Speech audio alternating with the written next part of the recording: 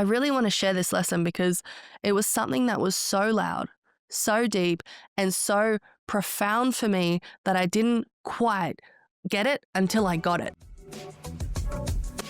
Embodied Business.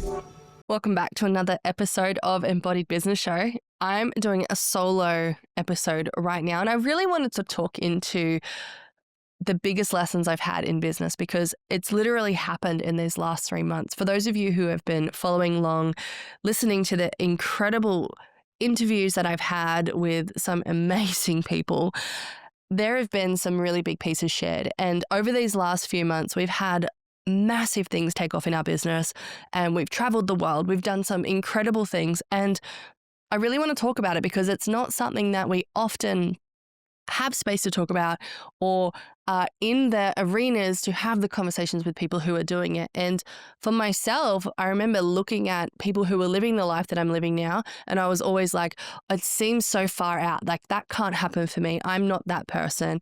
And the conversation would constantly be like, one day when? And I had this moment just yesterday, I think it was. No, it was the day before yesterday. And I was sharing a win with a group of women that I'm in a mastermind with. And they reflected back to me like, oh my God, it's so inspiring. Like I just one day hope to be like you and I can't wait till that happens for me. And it hit me in such a big way because I remembered sitting there thinking, fuck, like when am I going to be there? When am I going to be that woman that inspires others? When am I going to be the one that makes way? And I really want to share this lesson because it was something that was so loud, so deep, and so profound for me that I didn't quite get it until I got it. And what that is like most of my decisions in life have been purpose driven. They've been, okay, we're doing this for this. Like we're going to travel here for this event. We're going to do this for this event. I hadn't done a lot of stuff just for me. And when we decided we were going to pack up and move to Austin for a couple of months, we initially decided, okay, we're going to move to Austin. We're going to decide if we want to live here. We're going to really play into just exploring. So we sold our house, we sold our furniture, and we were like, let's just go and try something new, see what's available. We have a lot of community, a lot of people that we really, really love, and we just want to sit and feel into what is alive here because Austin was calling us. And when we got here that first month, it was really hard. I felt like I was going through identity after identity, like grieving, collapsing, feeling like my body was like, I don't like this space. I can't be here. But what I realized was I was in the crumble of everything I thought I had to be back when I lived at home. And so when I was sitting there and I was been processing, I've been doing a lot of embodiment work, a lot of journaling, a lot of being with what that grief portal was. And it was the whole piece around until you accept the fullness and the brightness of who you are, the world can't accept you.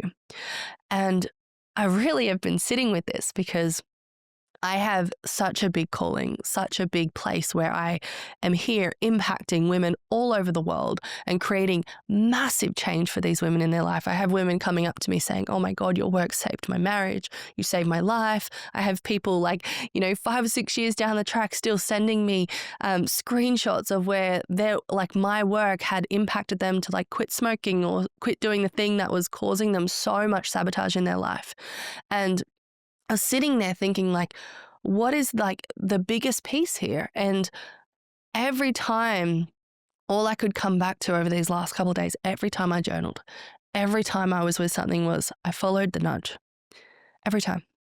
Every time I thought it was for purpose, it wasn't for purpose, it was the nudge that called. And the more that I've been in Austin, I thought when I come here, excuse me, I thought when I came here it would be big business expansion and really allowing myself to just meet, connect, be with, create, all those things. And yes, that's happened. But the biggest lesson learned was me being in my light and in my body. And how much over the years the work that I've done has allowed for that. And so when you put yourself in environments where your light is able to shine to its fullest, there is going to be an identity that has to be let go of. the identity of where I've played small, the identity of where I've not given in, the identity of where I've sat back and waited for my fullness to come online. That has to grieve in order for it to actually come online. And so I wanted to share this part with you because this part has been almost like a rebirth portal. And I know a lot of people talk about this, and I often will roll my eyes when someone talks about this. But in full truth, really landing in the magic, the wisdom, the power that is created from me following the nudge, it has impacted thousands of women because I decided to follow my nudge. So right now, if you're sitting here and you have a nudge that is on your heart, you have something that is alive and wanting to be expressed, and there's a part of you that goes, I can't, I'm scared. I want you to know that that was once me too. And now I'm traveling the world, impacting women, creating these incredible conversations all over the world, doing the thing that I love just from following a nudge. So let it be your permission slip. Your nudge isn't something that happens just because you get a little inkling. It's God, source, universe, whatever you want to call it, speaking through you. And the quicker that you start to listen, the more everything's going to line up. The more I listened, the more my body came online, the more the embodiment actually happened, the more the business grew, the more the people came in, the more everything just started happening, the more lined up. So listen to your nudge, follow your truth, and allow yourself to land in just how big it can be. Because even though it might feel like the nudge is super, super easy to listen to, implementing it can be hard. It's going to mean a lot of grieving deaths of who you thought you were, as I just shared. And when you allow the grief, when you allow all those pieces to come in online with it, much more is going to move. So this is just a quick little one just to really give you something to think about, to lean into, and to play with. And remember that each elevation of you is going to require a grieving of the identity that you were first. And when you can be with that fully, more of you will come online. As I shared, when we first got here, the first couple of weeks were really hard because I was literally allowing for the grief to move.